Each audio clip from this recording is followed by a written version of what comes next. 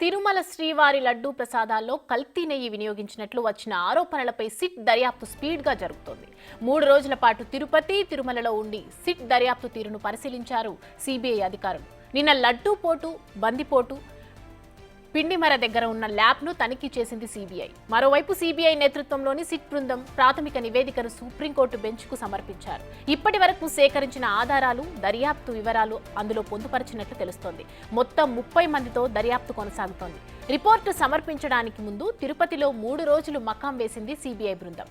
నెయ్యి కల్తీ ఎక్కడ జరిగింది అనే దానిపై సమగ్రంగా నివేదించారు.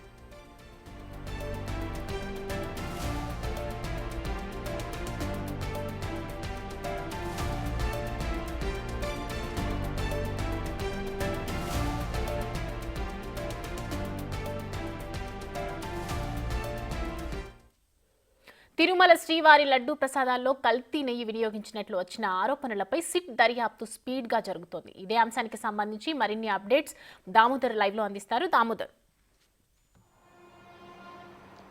సౌమ్య గత 3 రోజుల పాటు ఏదైతే సిబిఐ బృందము ఇటు తిరుమలలోను, తిరుపతిలోను, అదేవిధంగా దిండిగల్లోనూ పర్యటించింది. ముఖ్యంగా వీరేష్ ప్రభు, సిబిఐ జాయింట్ డైరెక్టర్, అటు హైదరాబాద్ జోన్కు సంబంధించిన జాయింట్ డైరెక్టర్తో పాటు విశాఖపట్నం ఎస్పీ, సిబిఐ ఎస్పీ ఏదైతే మురళి, వీరిద్దరూ కలిసి ఎఫ్సి ఏదైతే ఫుడ్ కార్పొరేషన్ స్టాండర్డ్ కమిటీ ఇండియాకి సంబంధించిన ఒక శాస్త్రవేత్త, ఈ ముగ్గురు కలిసి 3 రోజుల పాటు ఈ పర్యటనలో ఉన్నారు. ముఖ్యంగా వీరు ఏదైతే మొదటి రోజు పూర్తి స్థాయిలో ఏదైతే గతంలో సిట్టు బృందం సేకరించిన పూర్తి స్థాయి ఆధారాలన్నీ సమీక్షించారో, ఆ తర్వాత సిబిఐ డైరెక్టర్తో పాటు అదేవిధంగా సుప్రీం కోర్టు బెంచ్తో కూడా వీడియో కాన్ఫరెన్స్ ద్వారా సమావేశమై ఇప్పటి వరకు ఏదైతే ఈ కల్తీ నెయ్యి ఇష్యూకి సంబంధించి ఇప్పటి వరకు జరిగిన దర్యాప్తును మొత్తం వారికి క్రోడీకరించి వివరించారు. ఆ తర్వాత నిన్న ఉదయం తిరుమలలోని శ్రీవారి దర్శనం పూర్తయిన తర్వాత బూందీ పోటు, అదేవిధంగా లడ్డూ పోటుతో పాటు పిండి మర వద్దనున్న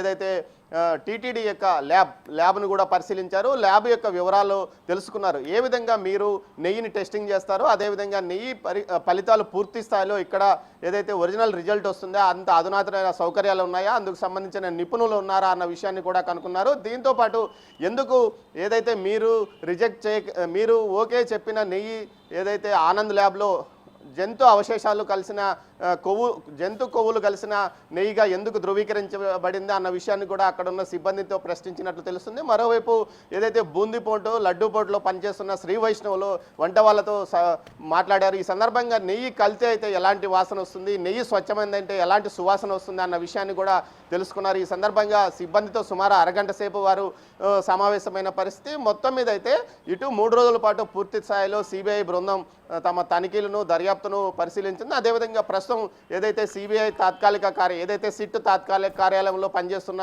డిఎస్పీలు, సిఐలు, ఇతర సిబ్బందితో కలిసి సమీక్షించారు. ఇప్పటి వరకు సేకరించిన ప్రతి ఒక్క వివరాన్ని సుప్రీంకోర్టు ముందు ఉంచారు. అదేవిధంగా ఏ రోజుకు ఆ రోజు ఏదైతే సిట్ బృందం సేకరించిన రికార్డులన్నీ మొత్తం స్థానిక కోర్టులో కూడా సబ్మిట్ చేస్తున్నారు. భవిష్యత్తులో సిట్ బృందం మీద ఎలాంటి ఆరోపణలు రాకుండా మొత్తం ఏదైతే దర్యాప్తు వేగంగా కొనసాగుతున్న నేపథ్యంలో మరోసారి వచ్చినప్పుడు పూర్తి స్థాయిలో ఒక సమగ్ర దర్యాప్తు నివేదిక కూడా సిట్ బృందం సుప్రీంకోర్టుతో పాటు అటు ఏదైతే స్థానిక కోర్టుకు కూడా ఇవ్వనున్నది. ఇప్పటికే ఏదైతే ఈస్ట్ పోలీస్ స్టేషన్లో కల్తీ నెయ్యి విషయం మీద టీటీడీ ఫిర్యాదు చేసిన నేపథ్యంలో కేసు నమోదైంది. ఈ కేసుకు సంబంధించి ఏదైతే ఏఆర్ డైరీ చైర్మన్ ఇప్పటికే బెయిల్ కోసం దరఖాస్తు చేసుకున్న పరిస్థితి, ఏదైతే సిట్టు బృందం దర్యాప్తు వల్ల కొంత కేసు పురోగతి ఆగిన పరిస్థితి, కేసులో ఏదైతే అరెస్టులు కానీ నోటీసులు ఇవ్వడం కానీ ఆగిన పరిస్థితి కనిపిస్తుంది. మొత్తం మీద అయితే ఈ కేసుకు సంబంధించి పూర్తి స్థాయిలో దర్యాప్తు కొనసాగుతుంది.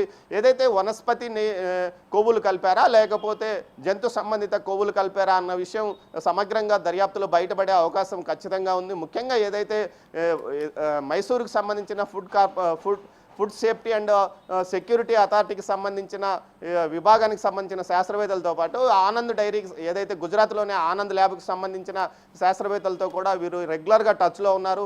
ఎందుకు ఇక్కడికి అక్కడికి ఎలాంటి అధునాతన పరికరాలు తేడా ఉందా, కేవలం ఈ ల్యాబ్కు ఆ ల్యాబ్కు ఉన్న తేడా ఏమిటి అన్న విషయాన్ని కూడా సిబిఐ బృందంతో పాటు సిట్ బృందం ఒక విచారణలో తెలుసుకున్న పరిస్థితి. మొత్తం మీద చూస్తే కల్తీ నెయ్యి ఇష్యూకి సంబంధించి జూన్ జూలైలో కల్తీ నెయ్యి ఇష్యూ బయటపడింది. ఆ తర్వాత అక్టోబర్లో ఏదైతే ఏదైతే సుప్రీంకోర్టు సిట్ను ఏర్పాటు చేసింది, అంతకుముందు రాష్ట్ర ప్రభుత్వం ఏర్పాటు చేసిన సిట్ కూడా పూర్తి స్థాయిలో దర్యాప్తు చేసింది, కీలకమైన రికార్డులు స్వాధీనం చేసుకున్న నేపథ్యంలో అప్పట్లో ఏదైతే బోలోనాథ్ డైరీ, జార్ఖండ్కి సంబంధించిన బోలోనాథ్ డైరీకి సంబంధించిన డైరెక్టర్లు, మేనేజ్మెంట్ తిరుపతి సమీపంలో ఉన్న నాయుడుపేట వద్ద ఉన్న వైష్ణవి డైరీలో భాగస్వాములు కావడం, ఆ తర్వాతనే ఏఆర్ డైరీకి సంబంధించిన మేనేజ్మెంట్తో వారు ఒప్పందం కుదుర్చుకొని నేరుగా బోలోనాథ్ డైరీ నుంచి నెయ్యిని అటు వైష్ణవి డైరీ ద్వారా దిండిగల్లోని ఏఆర్ డైరీకి సరఫరా చేసి అక్కడి నుంచి తిరుమలకి సరఫరా చేసిన పరిస్థితి. ఆ తర్వాత కొన్నిసార్లు ఏఆర్ డైరీకి కూడా వెళ్లకుండా నేరుగా వైష్ణవి డైరీ నుంచే నేరుగా తిరుమలకు కూడా నెయ్యి వెళ్ళిన పరిస్థితి. ఇలాంటి పరిస్థితి ఎందుకు వచ్చింది? మధ్యలో ఏఆర్ డైరీ కాంట్రాక్ట్ తీసుకుంటే అది ఎందుకు బోలోనాథ్ డైరీ కానీ వైష్ణవి డైరీ కానీ ఎందుకు సరఫరా చేయాల్సి వచ్చింది అన్న అంశం మీదనే ఇప్పుడు సమగ్రంగా దర్యాప్తు జరుగుతుంది. ఖచ్చితంగా పూర్తి స్థాయిలో ఎక్కడో ఒక కల్తీ జరిగిందన్న విషయం బయటికి తెలిసినప్పటికీ అది ఎలాంటి కల్తీ అన్న విషయాన్ని సిట్ దర్యాప్తు బృందం బయట పెట్టనున్నది. Soumya, thanks for the information Damodar.